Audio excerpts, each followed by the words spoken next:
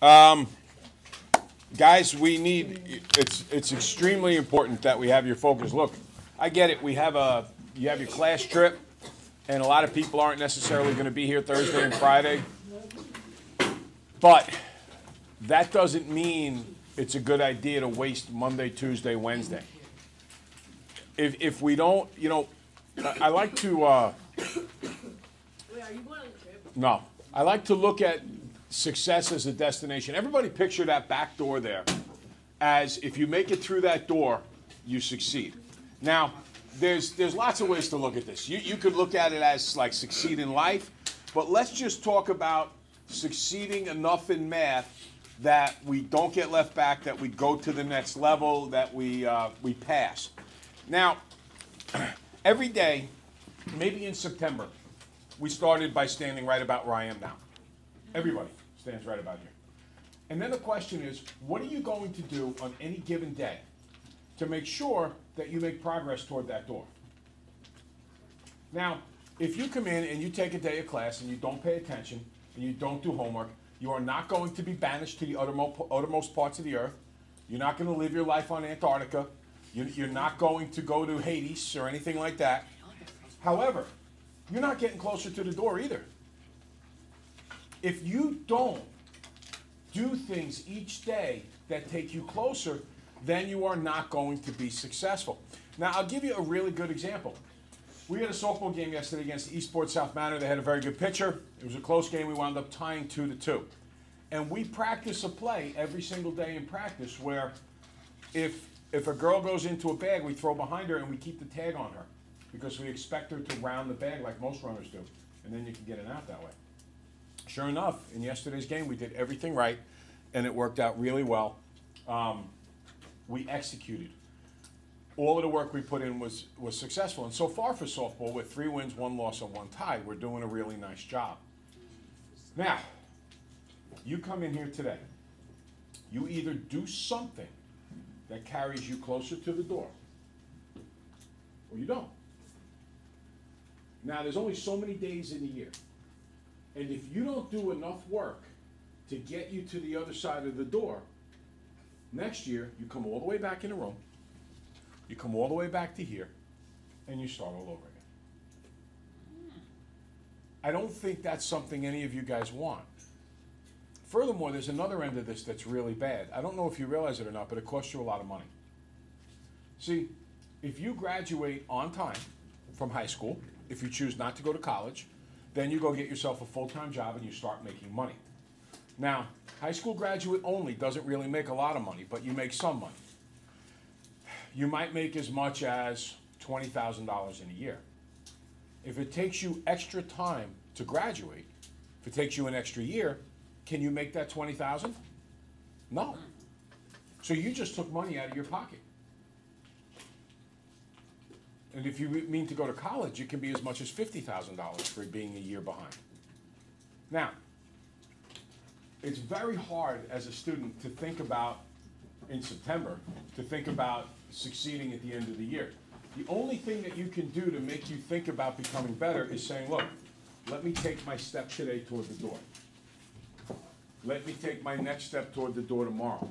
To each and every day, take the steps in the right direction. And if you just do that every single day, by the end of the year, you walk right out the door. You're successful, everything falls into place. The problem is, what if you don't? And that's one of those situations where you end up hurting yourself and you end up suffering. And sometimes you kind of laugh and giggle and joke all the way to going right back where you started again, and you're not successful. If we could slide these desks back a little bit. Now, the first question today on the Do It, and you should realize that these Do It questions are a mix of things you need to know for the final exam, as well as things that we're doing currently to prepare you for next year. What are the slope of the y-intercept of this line? Now, we have 2 bad things going on here. Yesterday, there was 1 bad thing. Today, there's 2 bad things. What are the 2 bad things going on in number 1? Elizabeth, what's one of them? The what? What's wrong with the voice?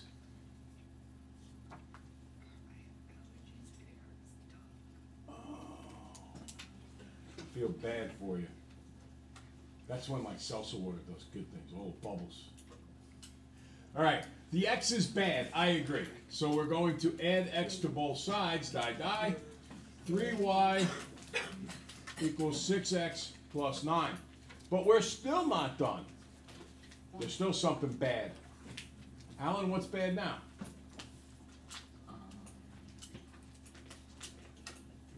The 3, good. So we're going to divide by 3 and get the y all by itself. So it says y equals 2x plus 3. Now I'm in a position where I can say the slope of the y-intercept. Stephen, what's the slope? Good. Michael, what's the y-intercept? 8. Nice. 2 and 3 are the correct answers. You guys are doing some great work lately. Keep it up. Okay. Next up, simplify. I got to get my like terms together. So the first thing I look for, I scan this over. It's kind of like, you ever see the Terminator movies years ago? Yeah. And Arnold Schwarzenegger would like have these robotic eyeballs that would look out and it would identify, you know, possible targets and so on and so forth.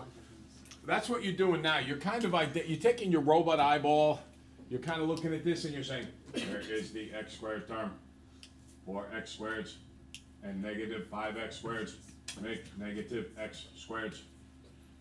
9x's and negative 4x's is 5x's, and 7 minus 3 is 4. That's it. You just go piece by piece by piece in a very robotic fashion all the way through the problem, and you come up with a trinomial answer. Any questions? Okay. Now we get to a simplification where a minus is in front of the package. How do we handle that? I put a 1 there. Then what do I do to that negative 1? Distribute. That's it. I'm looking for that magic word with a D. So, 9n squared minus 5n plus 9. Now, negative of a negative is a positive 3n squared. Negative of a negative is a positive 7n. Negative of positive is a negative 2. Same thing I just did before with those robotic eyes. I look for combining like terms. This is 9n squareds and 3n squareds. They all go in there in the same bucket. Altogether, that would be 12n squareds. Then I have negative 5n's and 7n's. Altogether, that's 2n's. And then I have positive 9, negative 2. That is 7. And there is another trinomial. Remember, tri meaning 3 parts, 3 terms, trinomial. Answer. Any questions at all to the do it? Okay, so we took a quiz. The quiz had some questions like some of the do it. We just did a do it, which had some of the questions, plus a little bit of review toward the final exam. So what we're doing, folks, in the do it is taking steps toward the door. We're working our way out. Now, what I'm also trying to do is get you guys to understand a little bit what'll help you next year in high school. This double distribute stuff, I don't think it's on our final exam. I didn't like go through the final exam and say, oh, let me see if this double distribute's on there, but I don't think it will be because it's really not part of the curriculum for the course. But the course you take next year, Common Core Algebra, it's tough. I think the passing rate statewide was under 70%. Might have been as bad as 60%, but I think it was closer to 70. I'm not sure about that. That's just a number sticking in my head. If you don't pass that test, you don't graduate. One more time. If you do not pass that test, you do not graduate high school. If you don't graduate high school, my grandfather could tell you this if he was still alive. He only died a couple years ago, 96 years old, but what he would be able to tell you is that many times in his life, he would apply for jobs and he would be passed over because he did not have a high school diploma. Quit high school during the Depression, helped the family keep the house. Later in his life, he got a high school equivalency diploma called a GED. That helped some, but it's still not the same thing. And people would get jobs ahead of him, and he swore that he knew more than they did, and he was a practical genius. He could fix anything on the face of the earth. But he never got the head man's job, and that's so important. He was a custodian. Now, I don't know exactly what the salaries are for custodians in buildings anymore, but let's just guess that the head custodian makes $50,000 a year. I have no idea how much they make. Now, if the head guy makes 50, and my grandfather was never the head guy, the other guys make 40. Now, that's $10,000 a year for 30 years of working. That's $300,000. Plus, when you retire, it's like half to 2/3 of that. So it's like another $5,000 a year. He lived from when he retired at 32 to age 96. That's 34 more years at $5,000 a year. That's another $170,000. That cost $500,000 to not graduate high school. We're talking about very, very serious matters here. If your parents give you grief about grades when you get home, that's why they're giving it to you. Because they've gone on the other side of high school graduation and they know the consequences. And that's what they're trying to get you to avoid. So I'm asking myself, what can I do for you guys? Well, we could review for the final right now, but the date is May the 9th or 10th or 11th or whatever it is. The test is not for over a month. We'll have plenty of time to review for the test, but I can help you prepare for next year. And that's what I want to do right now. This problem, x plus 9 times x plus 5, we kind of ran a little out of time yesterday, but we'll have 4 days of this, so we'll have plenty of time to cover it. This is a double distribute situation. In other words, I'm going to take this whole binomial, multiply it by the whole binomial. I'm going to use these two sides to write what the binomials are, and it really doesn't matter which one goes where. But for now, everybody write the x plus 9 and the x plus 5 that way. This way, you can follow along with me, but in the future, it won't matter.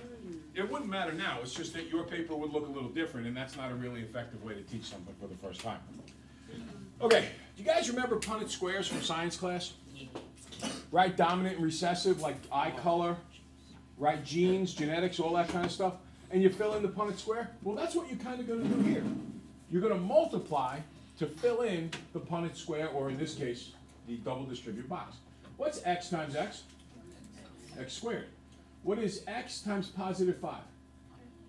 Positive 5x's. Now, one of the really cool things about this box method is just like the Punnett square, it doesn't matter what order you do it in. I could be, I could say I'm in a weird mood. I feel like doing this box next. It makes no difference. What's positive 9 times positive 5? 45. And then positive 9 times x is plus 9x. Now, a few years ago in class, I had a kid named Tom Fucci. I had his older brother Dominic too. I mentioned him yesterday. Dominic was a great athlete. I never taught him in class.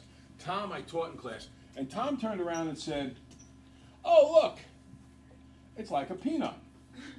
He said, now you just got to put together both halves of the peanut. You're going to combine like terms on that diagonal and put it all together. Now, the x squared doesn't get combined with anything. It's not part of the peanut, so that's just x squared. What's in the peanut? I have 9x's and 5x's. What is that? What? What's 9x's and 5x's, guys? 14x's. Good.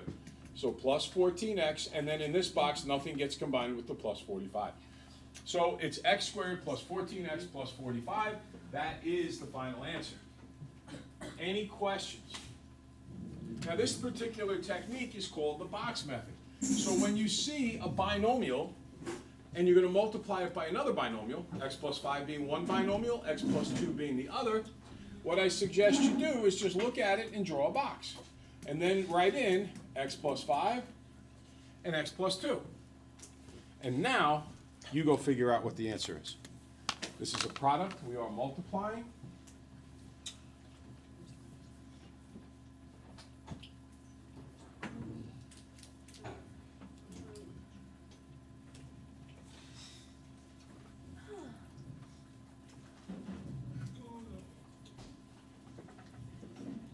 Yeah. I'm sorry? No.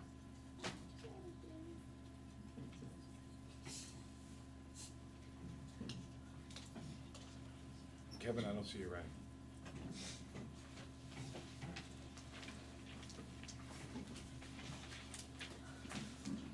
Just fill in each of the boxes, identify the Fucci peanut, add both parts of the peanut, put it in the middle, and you got your answer.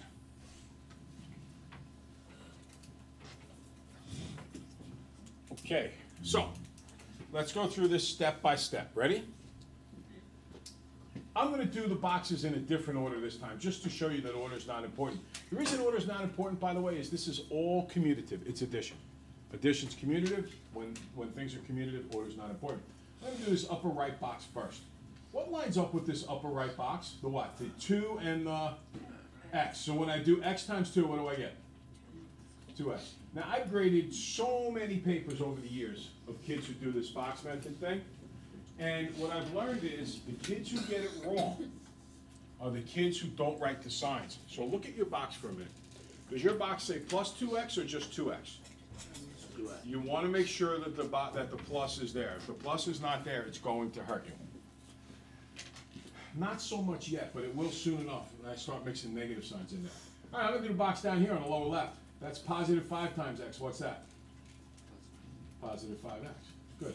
Now I'm going to do the lower right box. Positive 5 times positive 2 is? Positive 10. And then this box is x squared. So now I have to do my future peanut again. And add them up. Nothing goes with my x squared. How many do I have, or what do I have in the future peanut? How many x's altogether, guys? 7 x's. Good. So I have x squared plus 7x plus 10. Any question on that? I don't think this is difficult. I'm confident. But be very careful of the signs. That's where kids mess things up. Try number 3.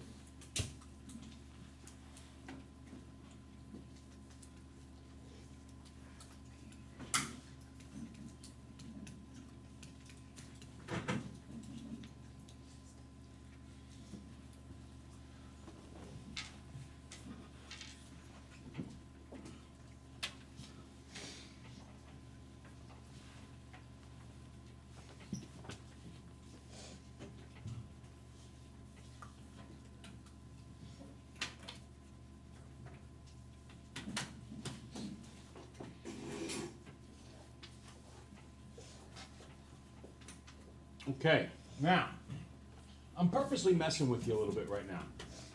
Did you notice I put the x minus 5 here? Yeah. Usually I put the x plus 3 here, but I just wanted to show you that it doesn't make any difference, okay? Marco, I looked at your paper. I thought your paper said x plus 5 here, or was that 3? That's 3. 3, okay. So I'm going to show you how it works the same either way. In your papers, these two boxes will be flip-flopped, but that's okay. We can work it out. X times x is x squared. X times 3 is 3x's. Negative 5 times x is negative 5x, and negative 5 times 3 is negative 15. Now, your paper will have these two reversed, but it's not a problem, because does it make any difference where in the future peanut these two are located? Does it matter if the negative 5x is at the top or the bottom? No, it's irrelevant. You're just going to add and combine like terms. Addition is commutative. Therefore, you can switch the order. So, it's going to work out the same either way. That's why I said to you, it doesn't make a difference which one you put where. X squared, positive 3x, negative 5x, minus 2x, minus 15. There's my trinomial. May I ask by a show of hands, how many people got that question right? All right, I'm looking at about half the class, maybe a little bit more. Nice. Very good. Okay. Let's go down to number 4 and 5. Try them both.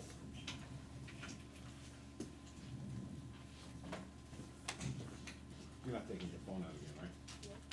No. Okay. Numbers 4 and 5. Let's get going. Yes.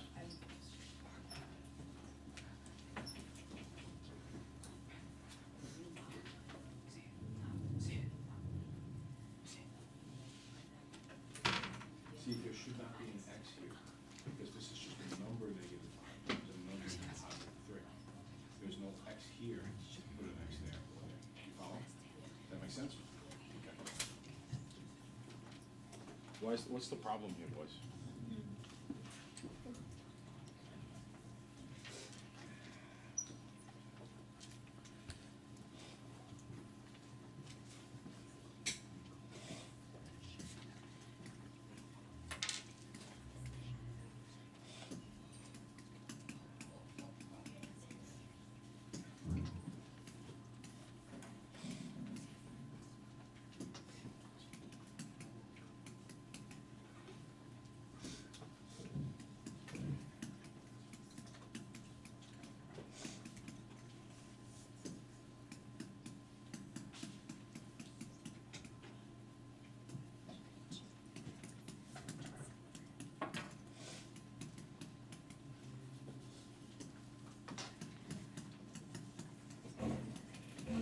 Okay, I did things a little different this time. I actually put the answers up on the board. Take a look and see if you got the same answers I did. My answers are in green. And if you didn't, try to figure it out. If you're still stuck, raise your hand.